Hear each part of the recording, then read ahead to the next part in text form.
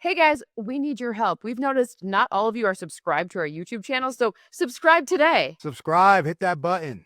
So, all right, big news. It's over your, I guess that's your right shoulder, your right camera left shoulder. That is a New York Giants helmet behind you. So we have some news. Brian Daboll is now no longer the head coach of the New York Giants. And now we have Mike Kafka stepping in as interim head coach. We have Joe Schoen still there. I would like to know, what was your first reaction and how can we move forward?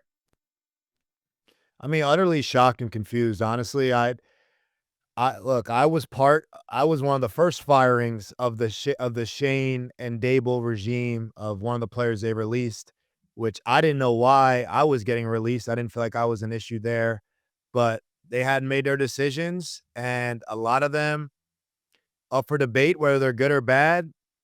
Don't look like they've made a lot of the best decisions, obviously, but I thought this would have happened before the season. The fact that it happened in the middle and Jackson Dart, and you think Dable would be a good coach for a young quarterback. That's why he's there, and they finally look like they got the quarterback of the future. So I thought all of it, the timing has just been very, very surprising for me in this whole regime.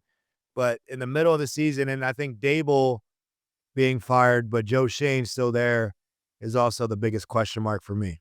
Well, the first thing I thought is like, I watched this game and I'm like, all right, so Jackson Dart gets a concussion and then you fire your coach. Like, it doesn't feel like that.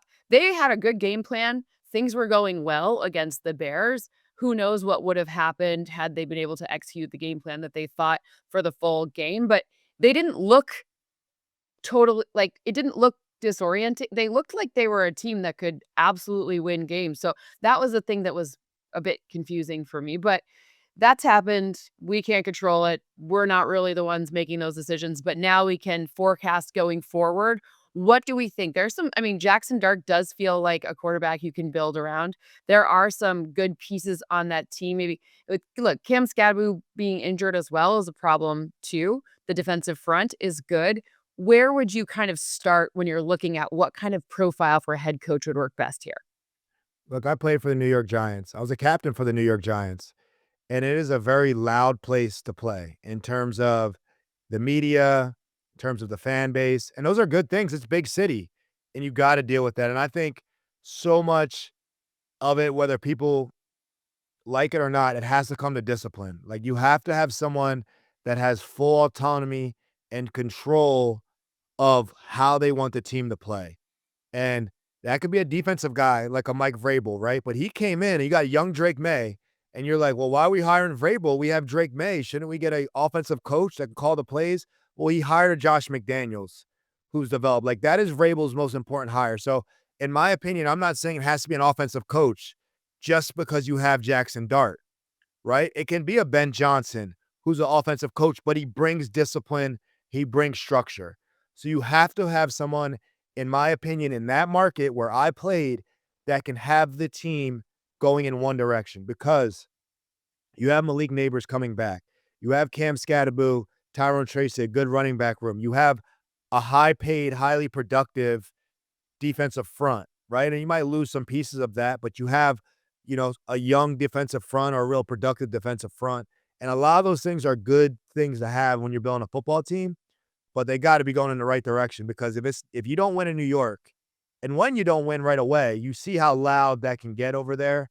And I don't care the side of the ball, but I would bring someone that's going to have a plan and is going to stand on business in the press conferences a little bit of a strong personality type. I would bring that in. They can be old, they could be young, they can call offense, they can call defense. So I don't know if that answers your question, but definitely someone with a strong personality would have to be the head coach there, in my opinion. So I was looking around the league as to kind of what we could potentially draw from, right? You can't give Rabel. You can't, some of those guys we mentioned, they're not up for grabs, right? So one of the people that came to mind for me, we know that you talked about it, and I totally agree. It doesn't have to be on the offensive side of the ball. You could hire the right offensive coordinator. Maybe that's why they made the move so early, so they can kind of get a person with all of their pieces in play. Like they can the job is now known. I know they're not allowed to talk to people till a certain time.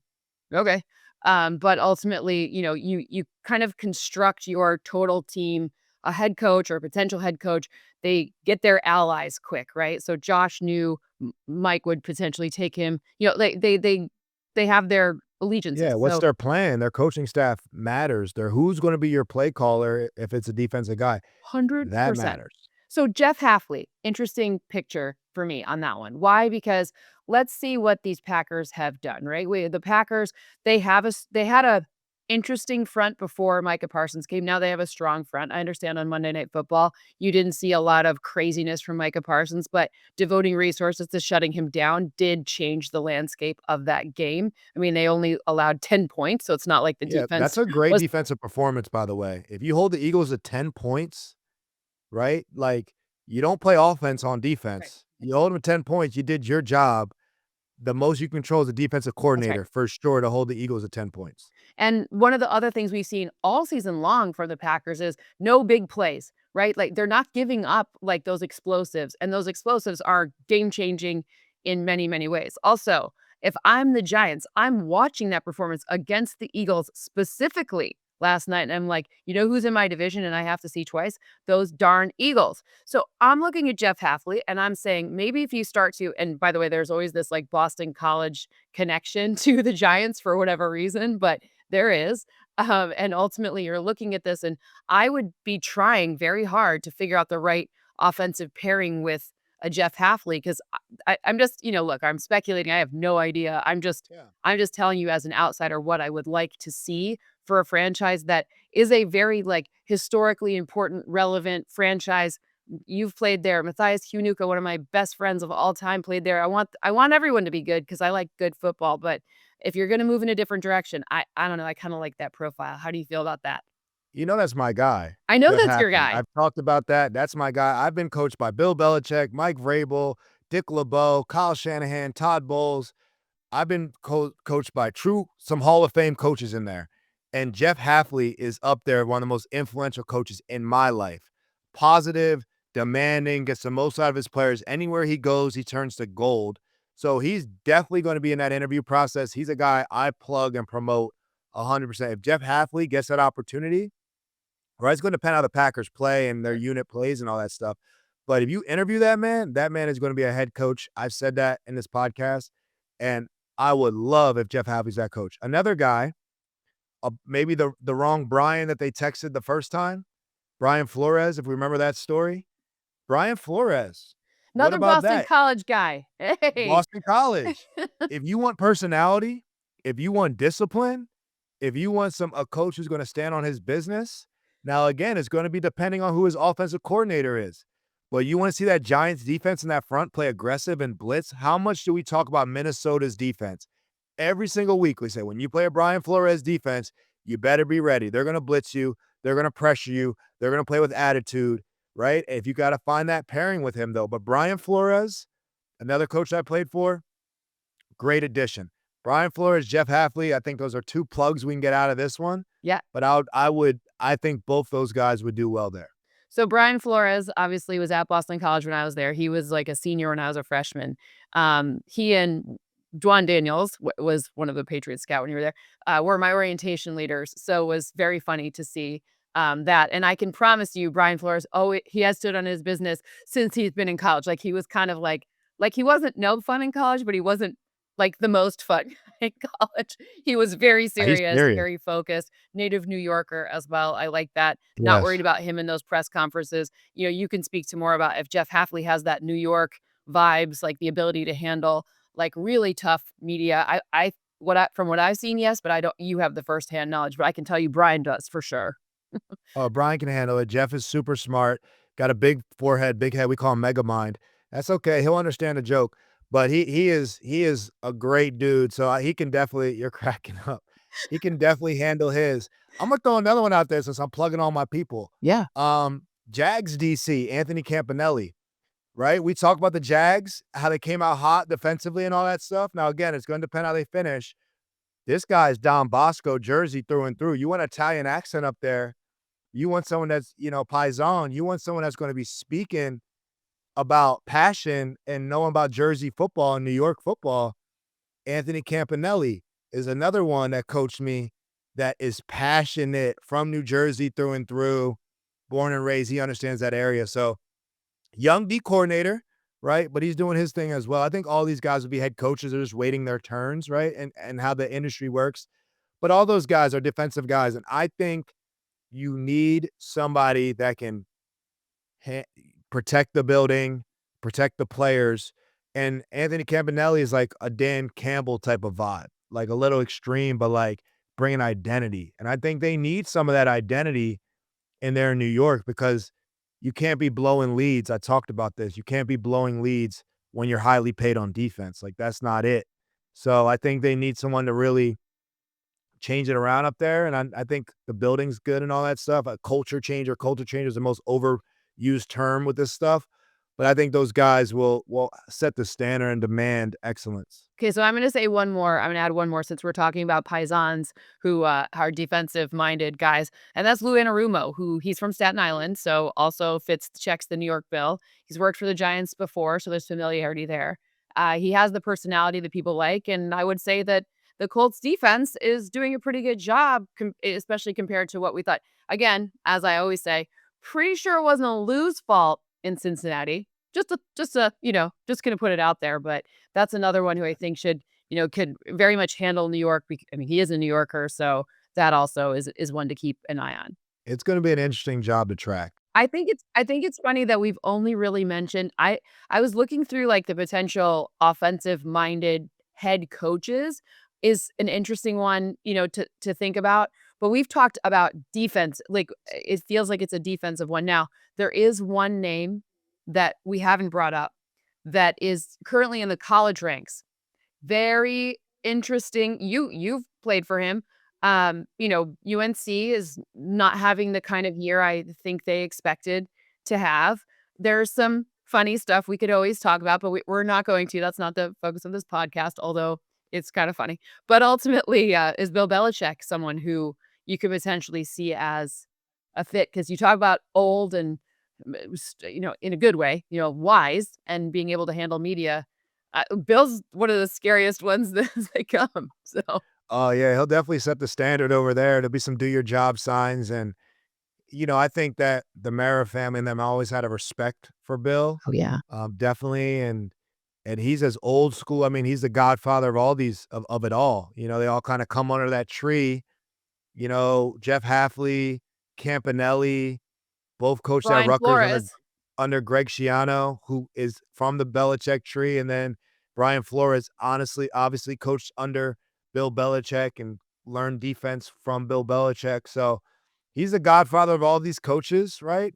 It's just what's his offensive plan to develop the quarterback? So I want to point out the 33rd team research came up with told us something very interesting about the Giants defense specifically. So in the first half, if you look at everything from yards per play allowed, EPA, success rate, explosive play rate, first down rate, they're no better than 11th, but no worse than 18th. So let's call them mid in the first half on defense. Second half adjustments for defense, massively important. I'm sure you can speak to that in 1 second after I say that.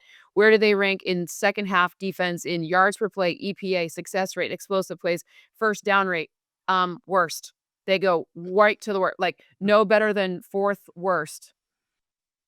So the adjustments in the second half for the defense are making it so hard on the offense to succeed that I actually think we might be on the right track here with a defensive minded coach going forward because people kind of underestimate. That's where Spags is so good for the Chiefs. That's where Lou Anarumo is actually exceptionally good for the Bengals or for the Colts. What you see the adjustments in the second half. So, I mean, can you speak to that? Like, how important is that specifically to be able to look at halftime on offense and on defense, tinker around and find the right combination? Yeah, Magic Johnson once said, like, I think I saw one of his shows or read a book or something, and he said, the final 5 minutes of the game is winning time. And honestly, that's how NFL games are. I mean, they're one score games. Most games we know are field goal, one score, who gets the ball last, the last two possessions are how majority of games are ended just because the competition's so level, right? And who's going to make mistakes down the end. And for whatever that is, your coach, I talk about how that's a huge advantage, and your team's either gonna be winning it down the stretch or they're gonna be blowing it, and we see that time and time again, especially with the Giants, where like, how do you blow that lead? How do you lose that? And it's just you don't have a belief that you can win those games. How do the Chiefs, not always this year, but usually always come back all the time, 19-0 or 16-0 in one score games? That's insane. And analytically, statistically, that shouldn't be the odds. You should be 50-50 in one score games, right? But they have Patrick Mahomes, they have Andy Reid, they have Spagnuolo. They know what to do down the stretch to win the game, right? That's when fourth down comes alive, right? You're not punting because you got to go for it. And all those big crucial decision making and timeout usage and what do you do in this situation all comes alive in the final 4 minutes, final 6 minutes of the game. So I looked up that stat specifically about because I was just curious because the game we had in Germany between the Colts and the Falcons, like, nobody converted a 3rd down until the 4th quarter. It was bananas. It was not great. It was there's 3rd down was not a good down in that game, but I looked at that game specifically, and then I looked at 8 years of games, and if you look in the final 4 minutes, so 4 minutes in the 4th quarter, it's so fascinating to see that, like, 3rd down before that, doesn't matter. None of the like, almost nothing else matters. If you're in it in the last 4 minutes of the game, that 4-minute offense, really, or 4-minute defense, depending on which side of the ball, like, that's kind of the most in predictive thing of wins over the past 8 years, and, I mean, I have to go and correlated, yes. Causal, I don't know yet because, you have to go dig deeper in the data to say it's causal, but it's definitely correlated very strongly to wins. So, pretty crazy stuff that last 4 minutes just like that's it. That's the one right there, and the difference is massive. I wanna know one thing from you as a player. Is this a coveted job?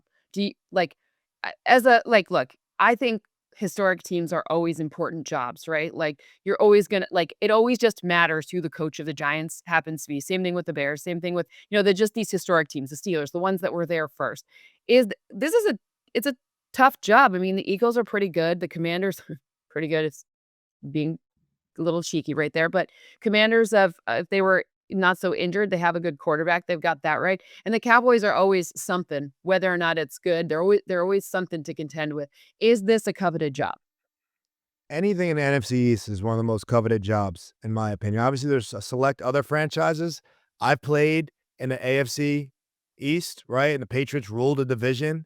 We're packing out road stadiums, and then I played in the AFC South, and I don't think that's the most coveted division. But that NFC East, every game feels like a rivalry, Yep. right? Giants, Cowboys, Giants, Eagles, Commanders back in their day, right? And then you go to Giants Stadium, it's packed. You go to Eagle Stadium, it's packed. You go to Cowboy Stadium, it's packed. You don't have a lot of road fans packing your stadium. Sometimes the Giants, when they're bad, but it's rivalries up there. I grew up in New Jersey, so I grew up in that area. That is SEC football to us. We don't care about college football up there. We care about pro football. We want to know what team you are. We got to know that right away. Are you a Cowboys fan or not? We all hate the Cowboys. So that is coveted. That's truly coveted. That's where TV ratings rule. And look at Nick Sirianni. He went from is he on the hot seat to win the Super Bowl in the same season. So you better be able to deal with that. That's what comes with that. But that's just high profile football. Right. And you're gonna be leading the takes on TV the next day about how your team played, good, bad, or indifferent. But that is the place that if you want to play top in terms of coaching, you want a top spot. The Giants are a top coveted job, especially the ones that are going to be available because a lot of these historic franchises, these jobs aren't available every year.